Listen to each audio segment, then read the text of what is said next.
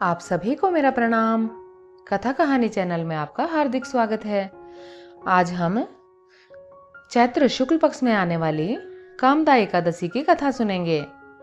कथा प्रारंभ। सूत जी बोले, देवकी नंदन वसुदेव के पुत्र कृष्णचंद्र को नमस्कार करके महापातक को नाश करने वाले व्रत को मैं कहूंगा।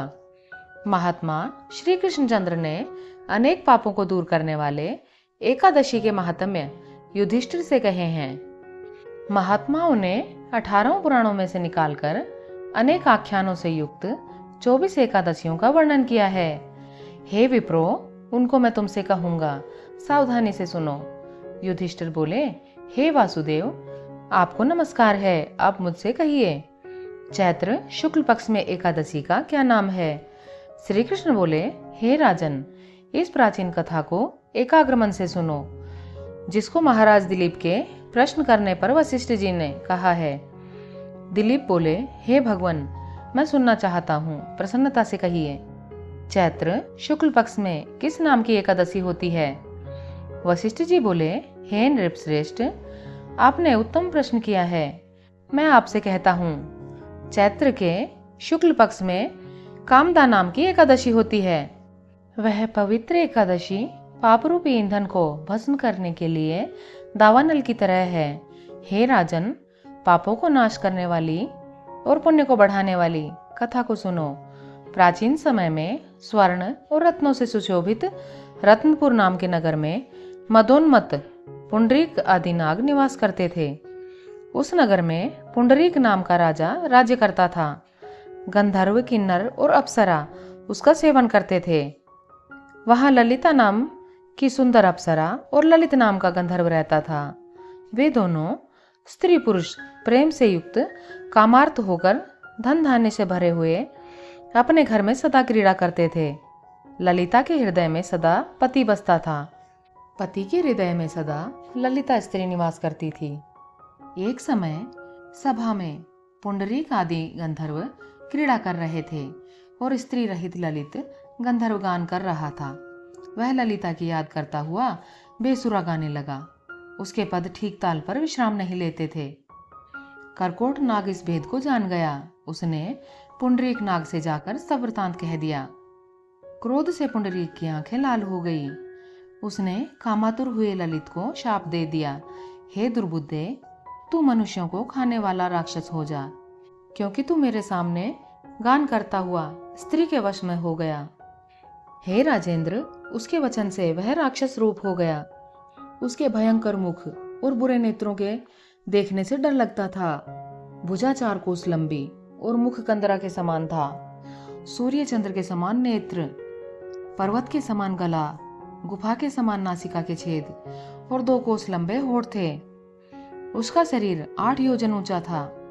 इसी प्रकार कर्मफल भोगने को वह राक्षस हो गया। ललिता अपने पति की भयंकर आकृति को देखकर दुखी होकर चिंता करने लगी। मेरा पति शाप से पीड़ित है, मैं क्या करूं, कहां जाऊं?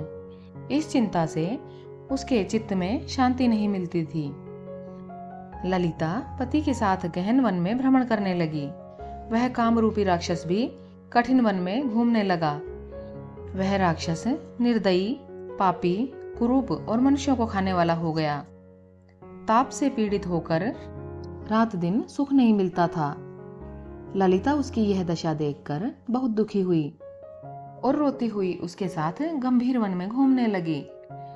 एक समय ललिता ने आश्चर्य युक्त विंध्याचल के शिखर पर श्रृंगी ऋषि का परम पवित्र आश्रम देखा।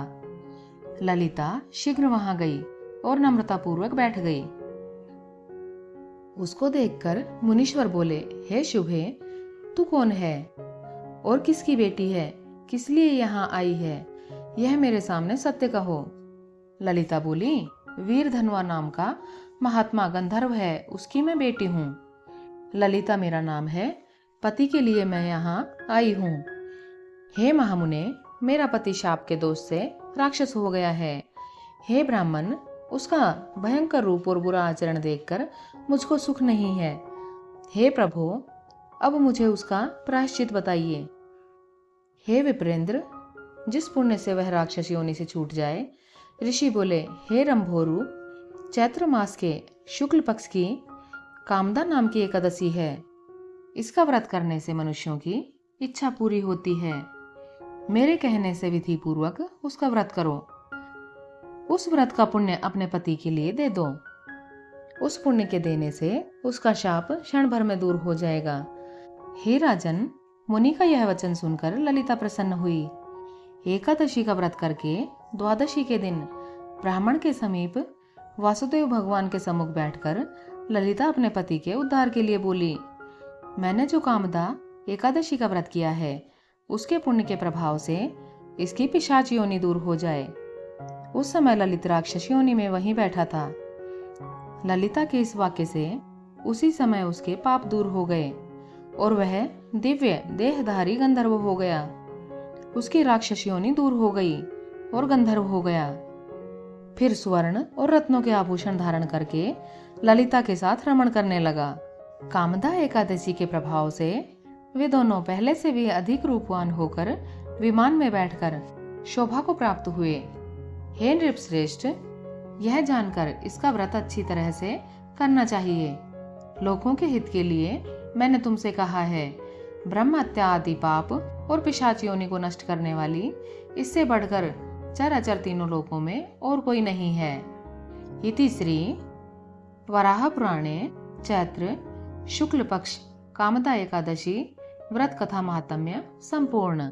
हमारी कथा कहानियाँ सुनने के लिए आपका बहुत बहुत धन्यवाद। अगर आपको हमारी कथा कहानियाँ अच्छी लगती हैं तो चैनल को सब्सक्राइब कीजिए, लाइक कीजिए और शेयर कीजिए।